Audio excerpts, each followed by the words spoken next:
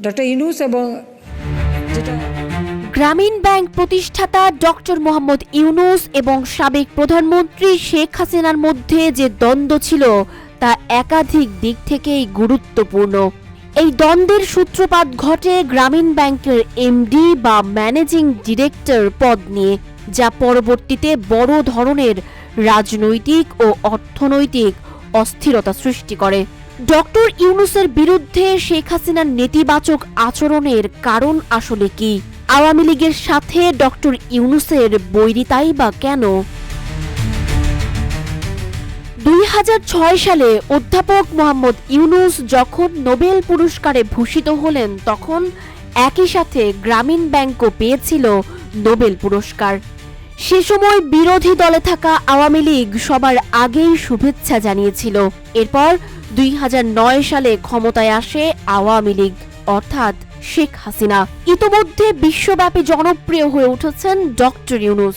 প্রধানমন্ত্রীকে রেখে একজন অধ্যাপক ইউনূসকে নিয়ে বিশ্বের সর্বত্র মাতামাতি আর উচ্ছ্বাস কিছুতেই নিতে পারছিলেন না শেখ হাসিনা।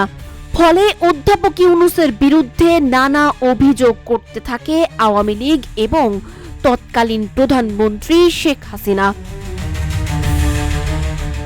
দ্বন্দ্বের শুরুটা হয় গ্রামীণ ব্যাংকের ব্যবস্থাপনা পরিচালকের পদ থেকে নোবেল বিজয়ী ডক্টর মোহাম্মদ ইউনূসকে অব্যাহতি দেওয়ার মধ্য দিয়ে। 2011 সালের 2রা মার্চ গ্রামীণ ব্যাংকের ব্যবস্থাপনা পরিচালকের পদ থেকে অধ্যাপক ইউনূসকে অব্যাহতি দিয়ে বাংলাদেশ ব্যাংক আদেশ জারি করে, যার বিরুদ্ধে ডক্টর ইউনূস এবং গ্রামীণ ব্যাংকের 9 জন পরিচালক দুটি রিট মামলা করে। কিন্তু দুটি রিট আবেদনই খারিজ করে দিয়ে হাইকোর্ট ডক্টর ইউনূসকে তার পদ থেকে অব্যাহতি দেওয়ার কেন্দ্রীয় ব্যাংকের আদেশ বহাল রাখে। একই বছর 12ই মে ব্যবস্থাপনা পরিচালকের পদ থেকে ইস্তফা দেন অধ্যাপক ইউনূস। ক্ষমতায় আসার পরপরই পদ্মা সেতু তৈরিতে প্রকল্প প্রস্তুত করে বাংলাদেশ। সে সময় অর্থায়নে রাজিও হয় বিশ্বব্যাংক, কিন্তু মাঝপথে সেই অর্থায়ন আটকে যায় দুর্নীতির অভিযোগে। অন্যদিকে বিভিন্ন সভা সমাবেশে তৎকালীন প্রধানমন্ত্রী শেখ হাসিনা অভিযোগ তোলেন অধ্যাপক মোহাম্মদ ইউনূস প্রভাবিত করার কারণেই আটকে গিয়েছিল পদ্মা সেতুর অর্থায়ন। 2024 মার্চে বিবিসি বাংলাকে দেয়া এক সাক্ষাৎকারে ডক্টর ইউনূস বলেন, আমার বাধা দেওয়ার তো কোনো কারণ নেই। বিশ্বব্যাংক তো আমার প্রভাবিত করার জন্য অপেক্ষা করেনি, তারা তো বলেছে দুর্নীতি হয়েছে। মূল দ্বন্দ্বের শুরুটা হয় এখানেই।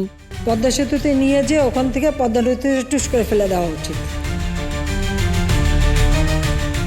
এই সময় অধ্যাপক ইউনূসের প্রতিষ্ঠিত গ্রামীণ ব্যাংকের বিভিন্ন প্রতিষ্ঠানের দুর্নীতির অভিযোগ তুলে তার বিরুদ্ধে একাধিক মামলা দেয়া হয়। তবে অনেকেই ভেবেছিল হয়তো এখানেই হাসিনা ক্ষান্ত হবেন, কিন্তু না, অত্যাচারের দড়ি এতটাই টেনেছেন হাসিনা, শেষমেশ নিজেই দেশ থেকে হলেন বিতাড়িত। ডক্টর ইউনূসকে ফাঁসাতে ফাঁসাতে নিজেই ফাঁসলেন আন্তর্জাতিক ট্রাইব্যুনালে, তাও আবার গণহত্যার দায়ে।